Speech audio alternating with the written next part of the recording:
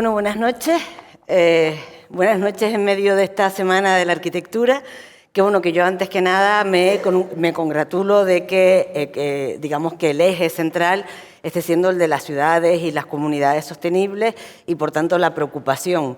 Yo diría que no solamente la preocupación por el cambio climático, sino la lucha contra el mismo, ¿no?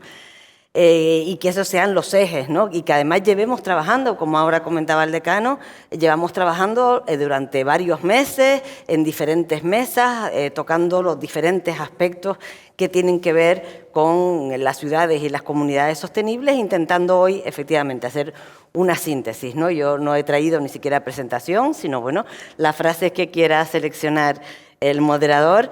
Sino que bueno, voy a intentar hacer una síntesis bueno, muy, digamos, muy ajustada al tiempo que nos dan, ¿no? Bueno, y muchas gracias al colegio por invitarme, para mí siempre es un placer y una oportunidad de aprender, ¿no? Bueno, en el marco de la jornada, en atención a los objetivos de desarrollo sostenible, el tema en el que se centró mi participación es el de la ciudad inclusiva, ¿no? Esto es bueno, toda aquella instrumentación, toda aquella revisión que en la actualidad se está planteando con la ambición de alcanzar ciudades para todas las personas, con sus múltiples diferencias, o lo que es lo mismo, proporcionar y construir lugares adecuados para contribuir al bienestar de todas y cada una de las personas.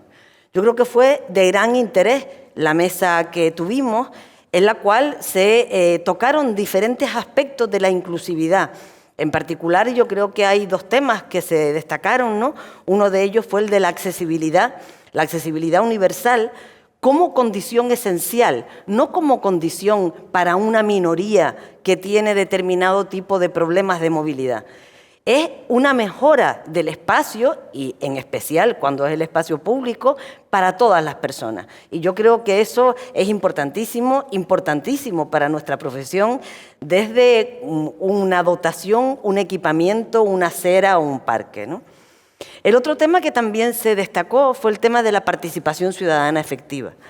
Participación ciudadana que no tiene nada que ver con la información pública. La información pública...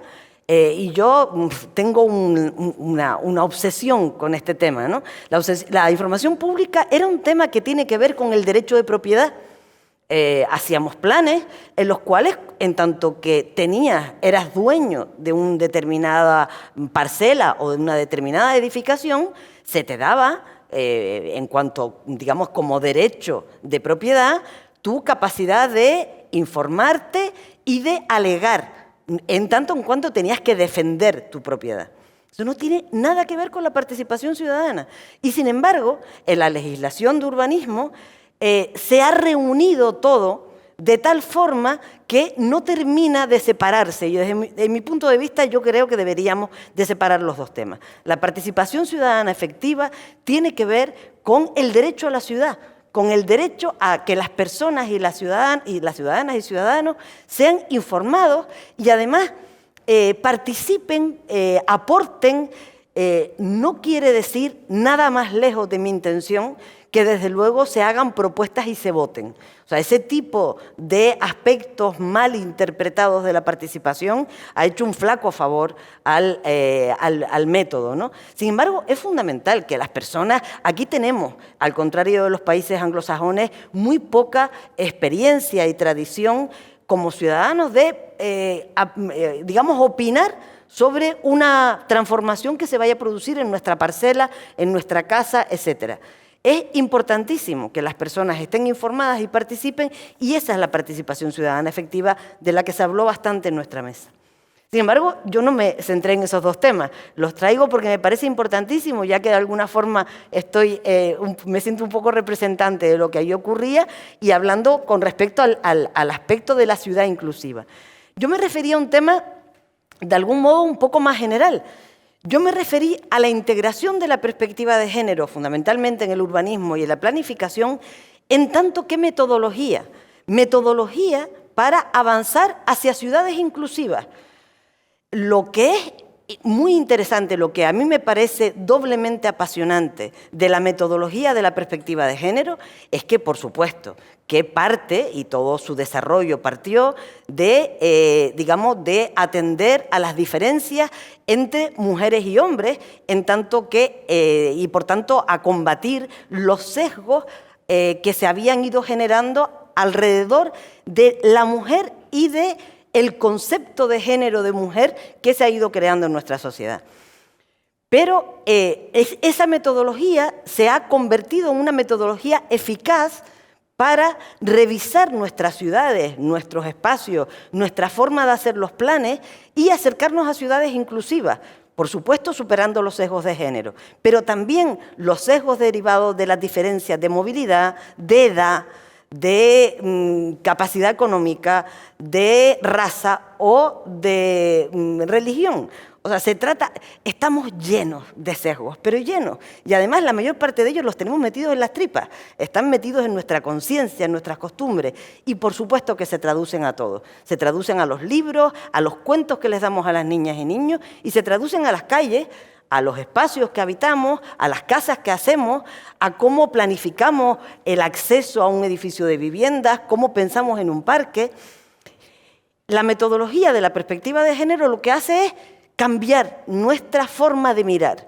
Esas gafas violetas que decimos los 8 de marzo, que sería bueno que todas las personas se pusieran, lo que pretenden es que cuando caminemos por la ciudad pensemos que un lugar para caminar es para personas de diferentes edades, de diferentes condiciones, que a veces tienen que ir acompañadas, que a veces tienen que llevar un carrito, que cuando entras a un edificio te puedes encontrar, si de repente hacemos una fachada que nos quedó fantástica, pero que tiene un muro que genera una esquina que queda oscura por la noche, y cuando las personas, y en particular las chicas adolescentes, llegan de noche a ese edificio, tienen un lugar inseguro o que les genera percepción de inseguridad, que es lo mismo.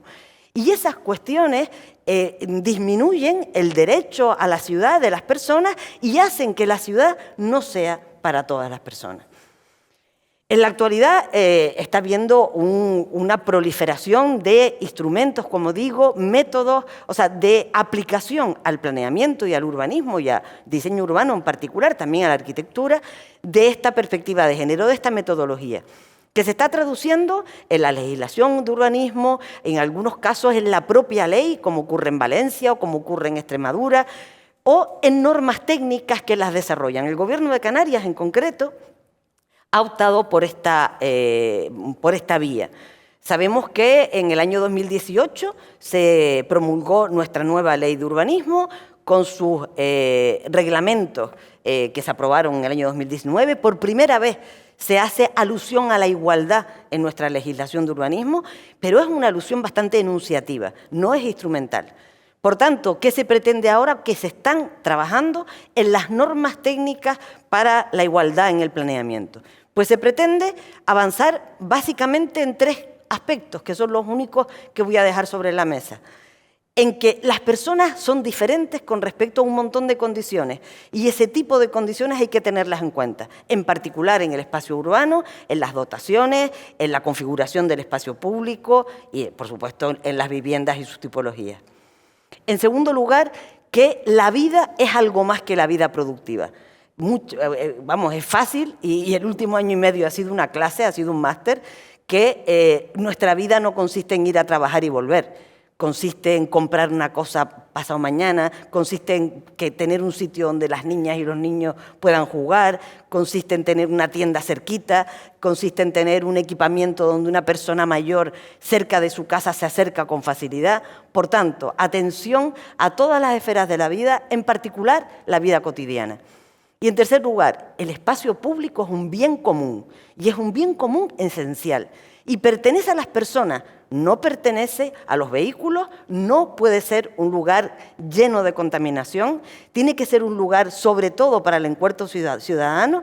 En esa vía estamos caminando en todas las transformaciones de movilidad que afortunadamente ya se han iniciado en algunas ocasiones con mucha fuerza en nuestra isla, y por tanto, bueno, a partir de ahí afrontar todo el espacio público como un bien común, bueno, pues ya tenemos un poco abierta la perspectiva. De lo que se trata al final, yo creo que es de, digamos, adaptar nuestros planes y nuestras ciudades a lo que de alguna forma está haciendo el cambio de paradigma, yo creo que de nuestra época, ¿no? Que es que nos centremos, que el centro esté en la ética del cuidado de las personas y del planeta, y que al final son dos aspectos íntimamente unidos. Muchas gracias.